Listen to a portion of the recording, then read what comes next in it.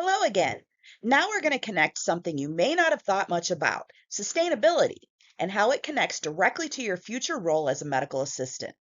When most people picture environmental issues, they think of factories or cars, not clinics and hospitals.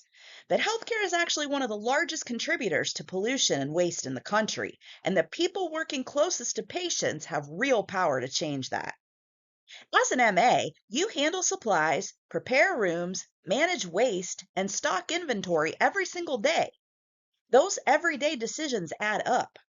Over the next several minutes, we'll look at how big healthcare's environmental footprint really is, why it matters for patient health, and the specific, practical actions you can take at your workstation.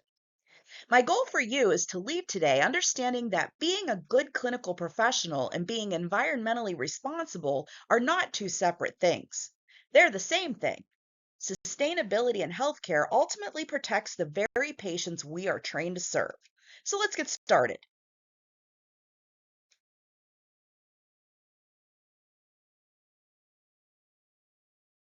Before we dive into the nitty gritty of the lecture, let's go over our learning outcomes. There are four things you should be able to do by the end of this lecture. First, describe healthcare's environmental footprint. You'll be able to put real numbers to how much waste and emissions the health sector generates. Second, connect that environmental harm back to patient health. This is the heart of why we care, because pollution from delivering care actually works against the health we're trying to protect.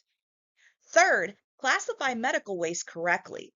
You'll learn the difference between hazardous, regulated waste, and ordinary general waste, and why mixing them up is both expensive and environmentally costly. And fourth, the most important one for your daily work, apply sustainable practices right at your station. By the end, you'll have a concrete list of things you personally can do. Keep these four outcomes in mind as we go. Everything we cover ties back to one of them. Notice that none of these require you to be an environmental scientist. They are all within the normal scope of a medical assistant's responsibilities.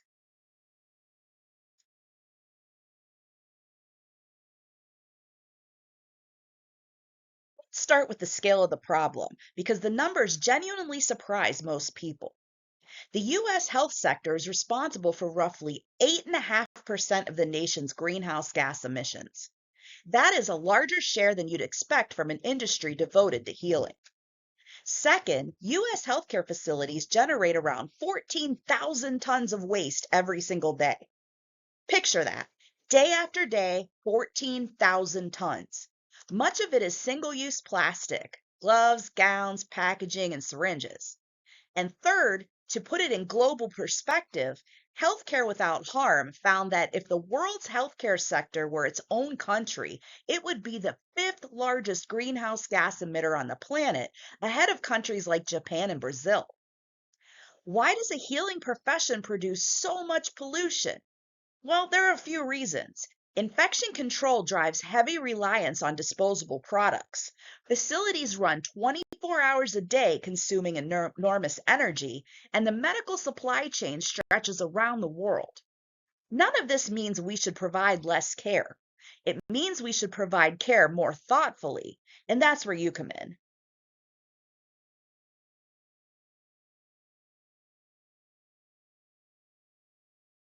This slide is at the heart of the whole lecture, so I want you to sit with it for a moment.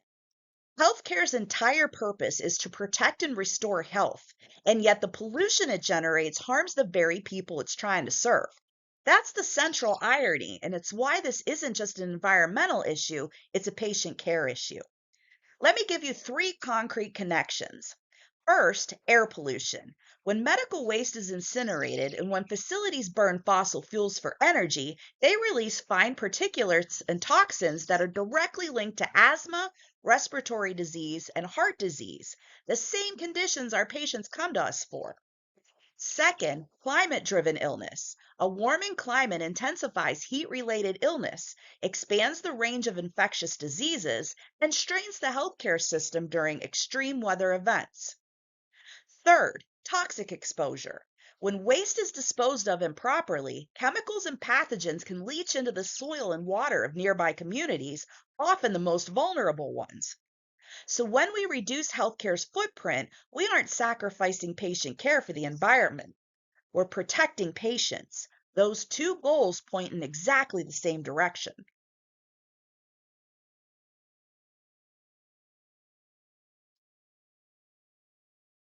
So let's get practical because this is something you'll deal with hands on. According to the World Health Organization, of all the waste healthcare generates, only about 15% is actually hazardous. The other 85% is general waste, such as paper, packaging, and clean plastics, basically comparable to household trash. This breakdown matters enormously for two reasons. First is cost. That hazardous 15%, the red bag waste, must be tracked, treated, and disposed of under strict regulation, and it can cost many times more per pound to process than regular trash. Second, the environment. Hazardous waste is often incinerated, which drives the air pollution we just discussed. So here's the key takeaway, and it's a mistake I want you to avoid. When general trash gets tossed into the red biohazard bag, which happens constantly out of habit or convenience, we take cheap, recyclable waste and turn it into expensive, incinerated, hazardous waste. Correct segregation is one of the single most impactful things a medical assistant can do. Put only truly contaminated, infectious material in the red bag. Everything else goes in regular trash or recycling. That one habit saves money and reduces pollution at the same time.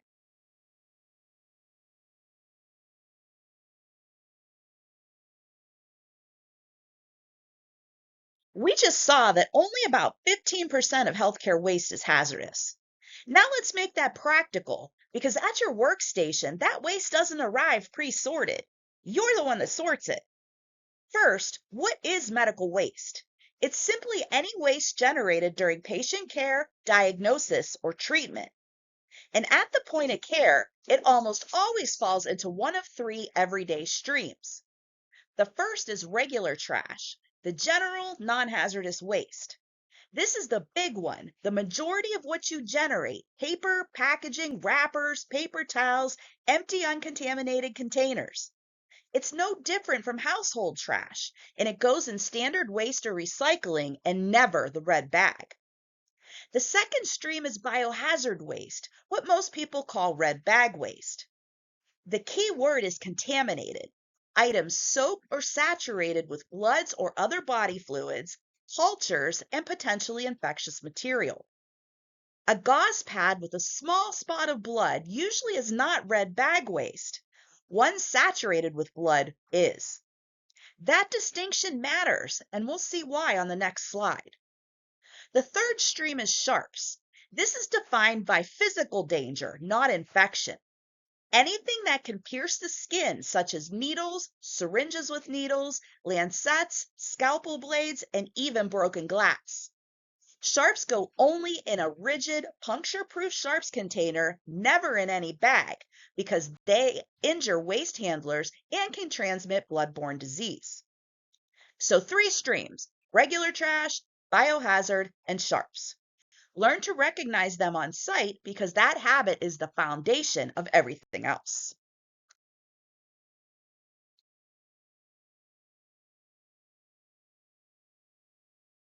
Now, here's the part that makes administrators pay attention, and that gives you, the MA, real leverage: money. These three streams don't just differ in how we handle them, they differ enormously in what they cost to dispose of. Look at the two big numbers. Ordinary general trash costs roughly $30 to $80 per ton, which is basically muni trash rates. Regulated red bag waste costs roughly $300 to $800 per ton because by law it must be tracked, treated, often incinerated, and documented with manifests every step of the way. That's up to about 10 times more expensive for the exact same weight. So picture the most common mistake in any clinic. Someone tosses a clean wrapper or empty box into the red bin out of habit. That item, which should have cost pennies, is now billed at the regulated rate and sent to an incinerator. Multiply that by every staff member, every shift, and a clinic can pay thousands of dollars a year disposing of regular trash as if it were infectious waste. Sharps have their own structure. They are usually billed per container, often $20 to $50 each, so overfilling them or dropping non-sharps in waste paid capacity.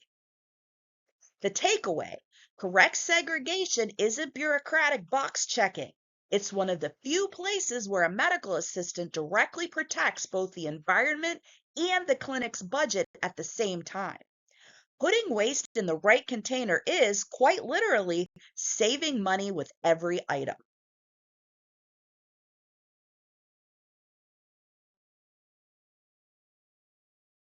So, where does all this waste and emission actually come from? Let's break it into four big contributors so you can see where change is possible. First, single-use plastics. Gloves, gowns, drapes, packaging, and disposable instruments keep us safe from infection, but they dominate the waste stream, and most of them are used once and thrown away. Second, and this one surprises people, the supply chain. About 70% of healthcare's emissions don't come from the building itself. They come from manufacturing and shipping all those supplies before they ever reach the clinic. That's why thoughtful purchasing and inventory matter so much. Third, energy use. Healthcare facilities run 24 hours a day, 7 days a week, with heating, cooling, lighting, and equipment that never shuts off. Fourth, improper waste segregation, which we just talked about, where general trash ends up in red bags and getting incinerated as if it were hazardous. Here's why I'm showing you these four. Each one represents a lever. You can't redesign the supply chain by yourself, but you can absolutely influence plastics use, energy habits at your station, and waste segregation every shift. Knowing where the footprint comes from tells us where to push.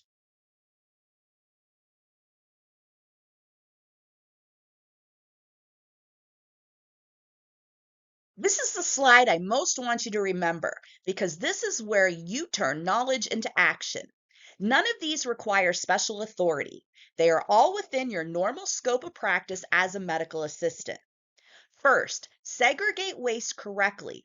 We've said it twice now because it's that important. Red bag only for genuinely contaminated items, recycle clean paper and plastic. Second, open only what you need. It's tempting to pre-open supplies or set up full trays in advance, but anything opened and not used gets thrown away, so wait until you know what the visit requires. Third, watch inventory and expiration dates. Use first in, first out rotation so supplies get used before they expire. Expired stock is pure waste of both money and materials. Fourth, save energy by powering down idle monitors, equipment, and lights in empty exam rooms. It adds up across a facility running around the clock. Fifth, go paperless where your clinic allows it, leaning on the electronic health record instead of printing. And sixth, maybe the most powerful one long term, speak up and model these behaviors. When one team member quietly does this well, others notice and follow. You can be the person who starts that culture. Pick even two of these to commit to, and you're already making a measurable difference.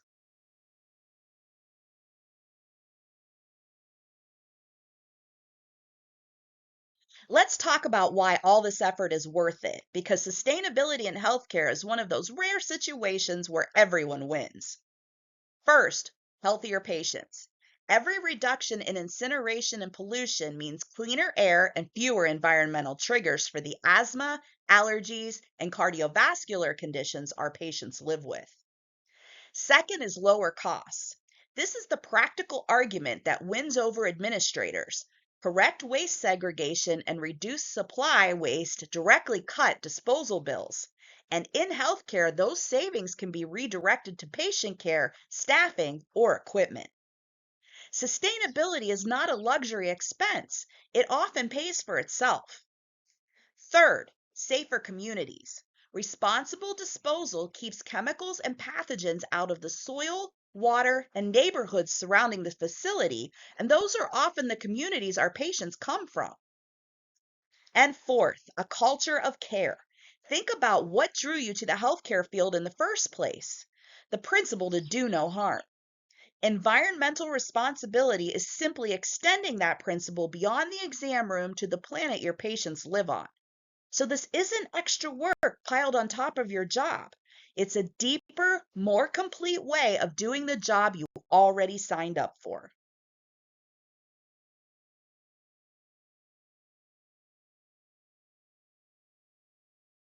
So let's pull this all together. There are 5 takeaways to carry out of this lecture. 1. Healthcare's environmental footprint is very large. The U.S. health sector accounts for roughly 8.5% of national emissions and generates thousands of tons of waste daily. 2. That pollution undermines patient health through air pollution, climate change, and toxic exposure, all of which work against the very mission of medicine. 3. Only about 15% of medical waste is actually hazardous, so correct segregation is one of your highest impact habits, keeping recyclable waste out of the expensive, incinerated red bag stream. 4. You personally have real influence because your everyday choices about waste, supplies, energy, and paper add up significantly across an entire clinic over a year. And 5, this is a genuine win for everyone because sustainable care delivers healthier patients, lower costs, and safer communities all at once. If you remember nothing else, remember this. Being environmentally responsible and being an excellent medical assistant are really the same thing. The habits we covered protect your patients. That's the through line of everything today. Take a moment to think about which 1 or 2 actions you'll commit to in your next clinic rotation.